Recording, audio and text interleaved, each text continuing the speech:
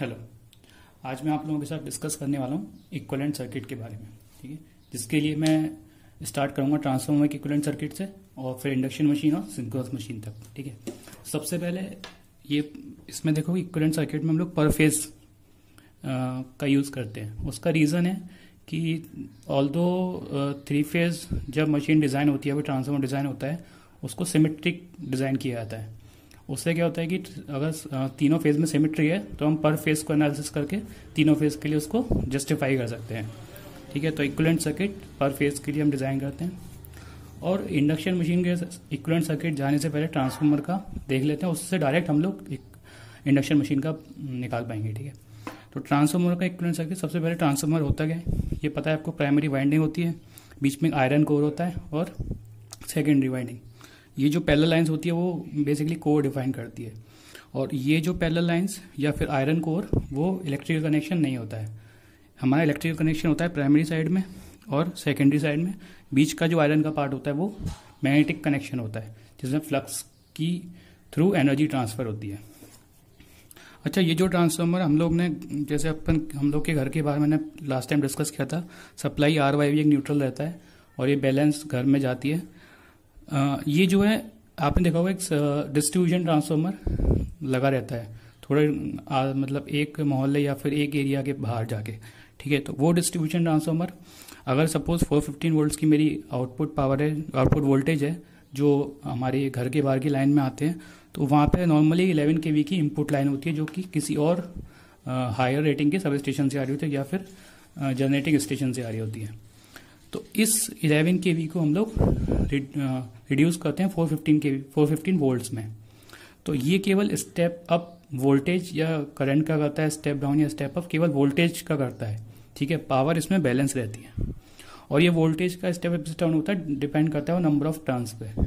देखो इसमें सिंपल है, यहाँ पे नंबर ऑफ टर्न्स में डिफर होगा तभी ये वोल्टेज रिड्यूस हो पाएंगे यहाँ पे। ठीक है, अच्छा एक इसमें क्वेश्चन है कि सब स्टेशन की रेटिंग, आप लोग नेम प्लेट अगर देखो distribution transformer sub station transformer में, तो वहाँ पे ये इस तरह की रेटिंग आपको मिलेगी। 11 kV डिस्ट्रीब्यूशन ट्रांसफार्मर या फिर सब स्टेशन 11 kV का है। ठीक है, और या फिर KVA में होती है।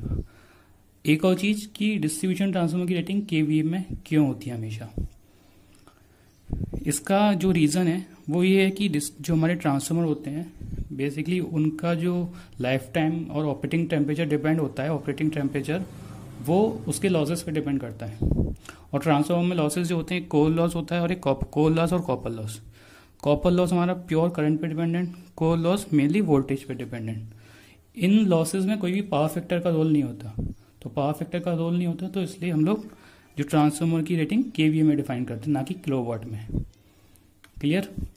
नेक्स्ट हम लोग इसका इक्विवेलेंट सर्किट पे आएंगे। देखो ट्रांसफार्मर में प्राइमरी साइड पे क्या वाइंडिंग है, बीच में मैग्नेटिक पार्ट है, सेकेंडरी साइड में वाइंडिंग है। प्राइमरी साइड में वाइंडिंग है, तो वाइंडिंग में अगर करंट फ्लो हो रहा है तो उसके अगर मैं नॉर्मली एक कॉइल की बात करूं तो उसमें क्या जब भी करंट फ्लो होता है दो चीज़ें इफेक्ट करती हैं, एक होता है रेजिस्टेंस और इंडक्टेंस।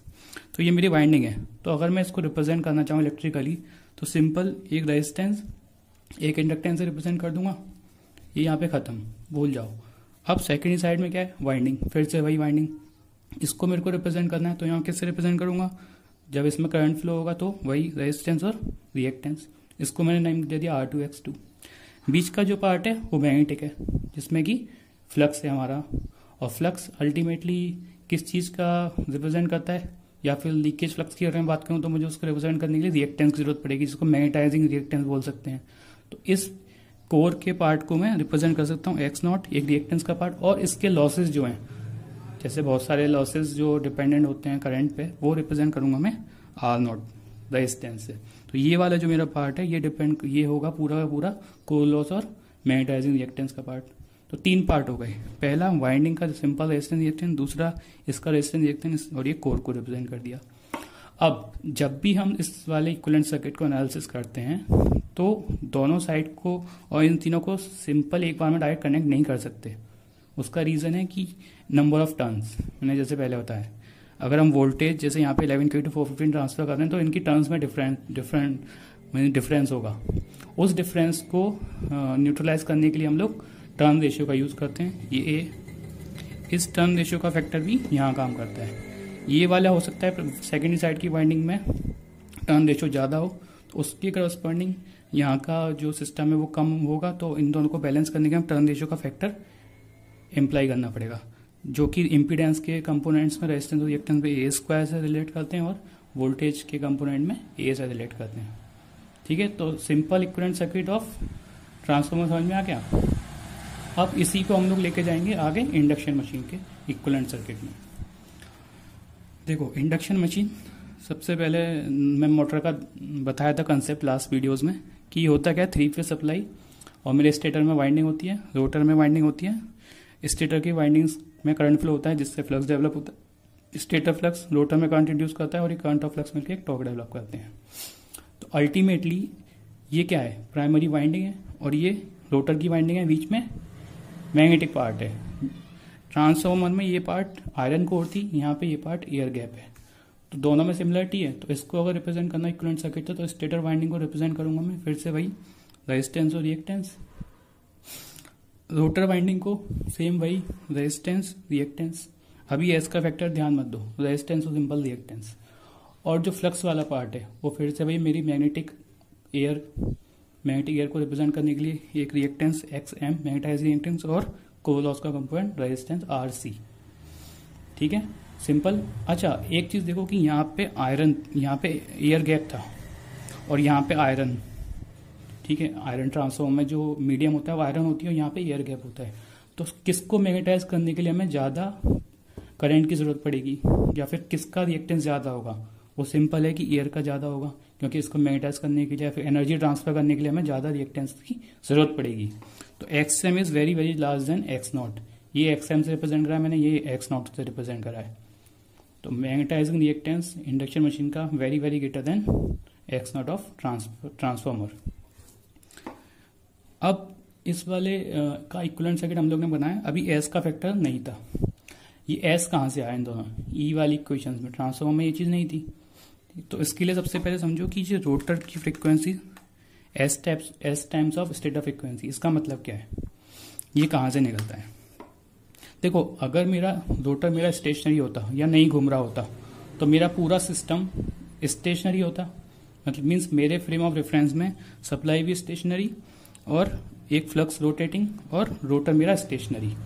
जैसे कि आयरन यहाँ पे था, रोटर वाइंडिंग मेरी स्टेशनरी थी। सपोज अगर मेरा ये जो रोटर है वो भी स्टेशनरी होता तो इसको मैं सिंपल R और S से रिप्रेजेंट कर देता था। लेकिन यहाँ पे मेरा रोटर मूव कर रहा है और मूव भी किस स्पीड से कर रहा है? सिंक्रोनस से नहीं कर रहा है, ये मूव कर रहा है NR से या ओमेगा R से।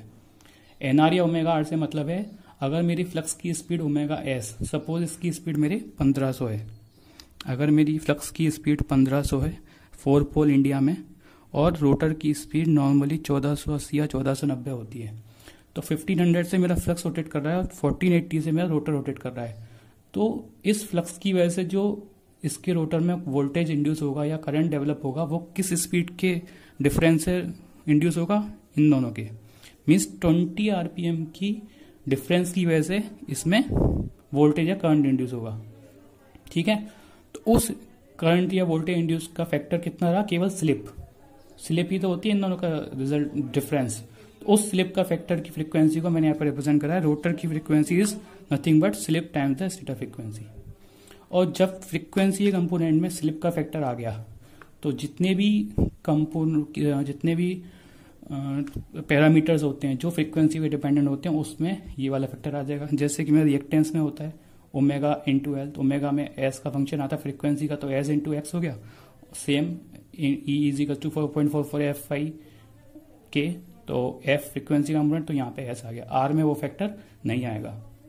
तो अब जब मेरा रोटर का मैंने इक्विवेलेंट सर्किट रोटर साइड को एस से मल्टीप्लाई कर दिया, मतलब अब मेरा पूरा का पूरा सिस्टम एक सेम फ्रेम में या फिर सेम मैं बोलना चाहूँ तो सेम कंडीशन में आ गया। जिस जो रोटर के मूवमेंट को हम लोगों ने स्टेशनरी कर दिया। तो अब मैं इस पूरे इक्विवेलेंट सर्किट को कनेक्ट कर सकता हूँ सिंपल। और एक बार इक्विवेलेंट सर्किट कनेक्ट हो गया तो बाकी का, अच्छा इसमें हम लोग करते क्या है, नॉर्मली आप लोगों ने लैब वगैरह में क्या होगा, इस पर नो लोड और ब्लॉक लोडर टेस्ट करते हैं। इन दोनों का पर्पस क्या है? या पर्पस या फिर इसका हम लोग करते क्यों है एक्सपेरिमेंट। बेसिकली इसका एक्सपेरिमेंट है कि मशीन के पैरामीटर निकालने के लिए, और एक बार अगर मशीन के पैरामीटर आ गए तो हम मशीन की इफिशियंसी निकाल सकते हैं। सपोज किसी कंपनी ने ट्रांसफॉर्मर बनाया या इंडक्शन मशीन बनाई और वो आपसे बोल रहा है कि नहीं मेरी 90% इसकी इफिशियंसी है, और आप इसको इंस्टॉल करना चाहते हो। तो इसको इंस्टॉल करने के लिए पहले आपको टेस्ट करना पड़ेगा कि वाकई में इसकी इफिशियंसी इतनी है, ट्रांसफॉर्मर या इंडक्शन मशीन वॉट एवर 60, 70, 80। तो उसके लिए हम लोग क्या करेंगे, इस पर टेस्ट डिफरेंट टेस्ट परफॉर्म करते हैं। नो लोड टेस्ट में क्या होता है, अच्छा नो लोड टेस्ट में हम लोग जो पैरामीटर निकालते हैं, जब नो लोड टेस्ट होगा, नो लोड टेस्ट का मतलब है कि इसका रोटर को हमने फ्री छोड़ रखा है, कोई भी लोड कनेक्ट नहीं कर रखा, फ्री कर रखा है, या फिर ट्रांसफॉर्मर की सेकेंडरी साइड को ओपन कर रखा है। ये इसको ओपन करना या नो लोड में इसको फ्री मूव करना, इस दोनों में नो लोड टेस्ट, ठीक है। उसमें क्या होगा, हम लोग नो लोड टेस्ट में जो करंट फ्लो होगा, जब ये सेकेंडरी साइड ओपन हो गई मेरी, तो करंट जो फ्लो होगा प्राइमरी साइड में और इसके मैग्नेटिक पार्ट में फ्लो होगा। तो हम लोग को जो मेन पैरामीटर मिलेंगे वो ये वाले मिलेंगे, क्योंकि जो मेन करंट है वो मैग्नेटाइजिंग के लिए यूज हो रहा है, ना कि पावर ट्रांसफर के लिए या फिर रोटर के मूवमेंट के लिए। तो हमें कोर लॉस के पैरामीटर मिल जाएंगे नो लोड टेस्ट में। और ब्लॉक रोटर टेस्ट में क्या होगा, ब्लॉक रोटर टेस्ट का मतलब है इस रोटर को अपन ने अपने मतलब उसको स्टिक कर लिया, या फिर उसको कैसे भी उसका मूवमेंट को हमने स्टॉप कर दिया। तो मूवमेंट को जब स्टॉप कर देंगे तो या फिर उसको रिप्रेजेंट कर सकते हैं कि ट्रांसफॉर्मर की सेकेंडरी को हमने शॉर्ट सर्किट कर दिया, तो इसका शॉर्ट सर्किट कर दिया या फिर इसको रोक दिया। तो क्या होगा, कम वोल्टेज पे ये ज्यादा करंट देगा। कम वोल्टेज पे ज्यादा करंट लेने से मतलब है कि ब्लॉक रोटर के टाइम पे हम लोग को इसको केवल रेटेड करंट की सप्लाई देनी है, और नो लोड के टाइम पे इसको रेटेड वोल्टेज की सप्लाई देते हैं। तो रेटेड करंट की जब सप्लाई देंगे तो उसकी करस्पॉन्डिंग करंट जो फ्लो होगा I2 सेकेंडरी तक करंट जाएगा, क्योंकि ये क्लोज्ड है, पकड़ रखा है तुम लोग, या फिर यहाँ क्लोज कर रखा है। तो उससे हमें ये पैरामीटर में ऑलरेडी पता है, ये सारे पैरामीटर पता लग जाएंगे ब्लॉक रोटर टेस्ट में, और ये पैरामीटर पता चल गया तो हम लोग किसी भी इनपुट को देके उसका आउटपुट चेक कर सकते हैं। किसी भी कंडीशन में आउटपुट बाय इनपुट से एफिशिएंसी निकल आएगी, और हम लोग जस्टिफाई कर सकते हैं कि जो कंपनी का प्रोडक्ट है उसकी एफिशिएंसी इतनी है, या फिर और पावर फैक्टर कितना है, बाकी जितनी भी चीजें वो पता कर सकते हैं। अच्छा, इस इक्विवेलेंट सर्किट के सेकेंडरी को ही यूज करके मैं नेक्स्ट वीडियो में आप लोग को बताऊंगा कि कैसे हम टॉर्क इक्वेशन निकालते हैं सिंपल, और कैसे आउटपुट पावर निकाल सकते हैं इस सिंपल इक्वेशन का यूज करके। और फिर उसके बाद मैं डिस्कस करूंगा सिंक्रोनस मशीन का इक्विवेलेंट सर्किट। Thank you.